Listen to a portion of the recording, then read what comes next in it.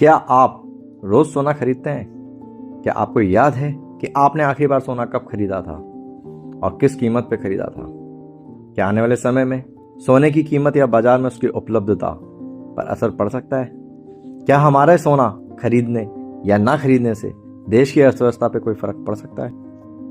दोस्तों, ये वो सामान्य सवाल हैं जिन पर शायद हम रोजमर्रा की जिंदगी में ज्यादा ध्यान नहीं देते, लेकिन जब यही बात देश के प्रधानमंत्री सार्वजनिक मंच से कहते हैं तो मामला सिर्फ गहनों की खरीद तक सीमित नहीं रह जाता, बल्कि कहीं ज्यादा गंभीर हो जाता है।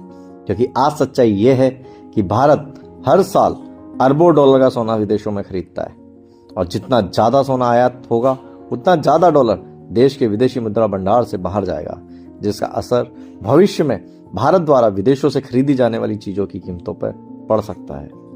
दोस्तों, अब सवाल यह है कि क्या आने वाले समय में भारत को डॉलर बचाने की जरूरत पड़ सकती है?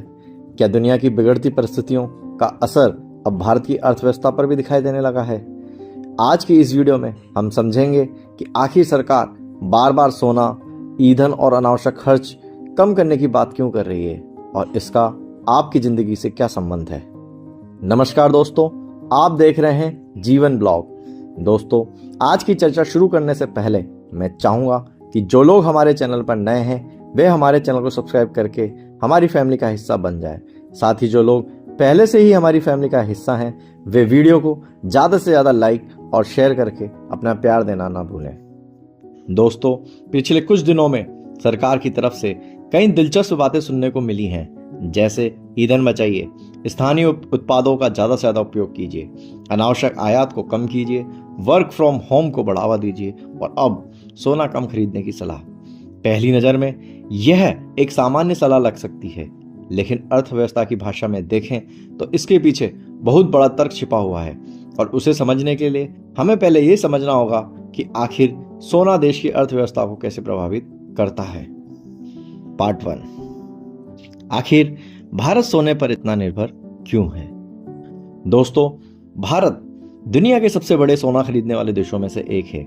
चाहे मौका शादी का हो, निवेश का हो, भविष्य की सुरक्षा की बात हो या परंपराओं की, एक सामान्य भारतीय किसी न किसी रूप में सोने से जुड़ा हुआ है।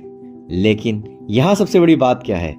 भारत आज अपना ज्यादातर सोना खुद पैदा नहीं करता, मतलब हमें सोना विदेशों से खरीदना पड़ता है और उसके लिए भुगतान करना पड़ता है, वो भी डॉलर में। अब जरा यह समझिए, अगर भारत बहुत ज्यादा सोना आयात करता है तो अरबों डॉलर देश से बाहर चले जाते हैं, और जब तेल का आयात भी ज्यादा हो, दुनिया में तनाव बढ़ा हुआ हो, डॉलर मजबूत हो, तो देश के विदेशी मुद्रा भंडार पर दबाव बढ़ने लगता है। यानी देश को अपने डॉलर भंडार को तेजी से खर्च करना पड़ता है। अब समझते हैं पार्ट 2 में आखिर असली कारण क्या हो सकता है। अब यहां सबसे महत्वपूर्ण बात आती है। सरकार शायद लोगों को अप्रत्यक्ष रूप से यह समझाने की कोशिश कर रही है कि अभी विलासिता से जुड़े आयात को हमें कम करना जरूरी है, क्योंकि इस समय दुनिया में पूरी तरह स्थिरता नहीं है। मध्य पूर्व में तनाव है, तेल की अनिश्चितता बढ़ रही है, शिपिंग कॉस्ट लगातार इंक्रीज हो रही है, वैश्विक आर्थिक मंदी का खतरा मंडराता जा रहा है, और डॉलर का भी हम पे दबाव है। और ये सभी चीजें भविष्य में आयात को और महंगा बना सकती हैं। अगर भारत को तेल खरीदना है, रक्षा उपकरण खरीदना है, तकनीक खरीदनी है, जरूरी कच्चा माल भी खरीदना है, तो ऐसे समय में हर डॉलर महत्वपूर्ण हो जाता है। अब समझिए, सोना भोजन, ईंधन या दवाइयों जैसी जरूरी चीज नहीं है, लेकिन इसका आयात बहुत बड़े स्तर पर होता है।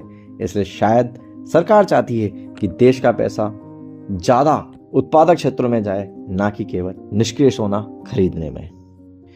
पार्ट 3 में हम समझते हैं एक दिलचस्प आर्थिक तथ्य को। अब यहाँ एक और दिलचस्प बात समझते हैं। जब लोग बैंक, बाजार या अर्थव्यवस्था को लेकर असुरक्षित महसूस करते हैं तो वे सोना खरीदना शुरू कर देते हैं। पूरी दुनिया में ऐसा होता है। इसलिए संकट के समय सोने की कीमतें तेजी से बढ़ती हैं, जिसे आप पिछले 1 साल में बढ़ती सोने की कीमतों से भी समझ सकते हैं। लेकिन अगर पूरा देश ही बड़े स्तर पर सोना खरीदने लगे तो आयात बढ़ने लगता है, जिससे व्यापार घाटा बढ़ जाता है और रुपए पे दबाव आता है। और अगर रुपया कमजोर हुआ तो विदेशों से आने वाली चीज़ें और महंगी हो जाएंगी, यानी अप्रत्यक्ष रूप से मिडिल क्लास की रोजमर्रा की जिंदगी महंगी हो सकती है। पार्ट 4, आम लोगों को क्या समझना चाहिए। ध्यान दीजिए दोस्तों, यह वीडियो ये नहीं कह रहा कि सोना खरीदना गलत है, बल्कि बात है संतुलन की। सरकार शायद यह संदेश देना चाहती है कि आने वाला समय समझदारी से वित्तीय योजना बनाने का हो सकता है, जहां इमरजेंसी फंड, स्वास्थ्य, नई स्किल, बचत और उत्पादक निवेश सिर्फ गहनों से कहीं ज्यादा महत्वपूर्ण हो सकते हैं। तो चलिए बढ़ते हैं कंक्लूजन की तरफ। तो दोस्तों, अब सवाल यह है कि क्या सरकार भविष्य के आर्थिक दबाव को पहले से महसूस कर रही है? क्या आने वाले समय में आयात और महंगाई दोनों बड़ी चुनौती बन सकते हैं? और सबसे बड़ा सवाल, क्या अब हमें हमारी वित्तीय आदतों को बदलने का समय आ गया है? अगर ये वीडियो आपको इन्फॉर्मेटिव लगी हो तो लाइक और शेयर जरूर करें, और ऐसे ही रियल लाइफ इम्पैक्ट और इकोनॉमी एक्सप्लेन वीडियोस के लिए जीवन ब्लॉग को सब्सक्राइब करना बिल्कुल ना भूलें। ध्यान रखिए दोस्तों, जीवन ब्लॉग का उद्देश्य आपको डराना नहीं बल्कि समझाना है।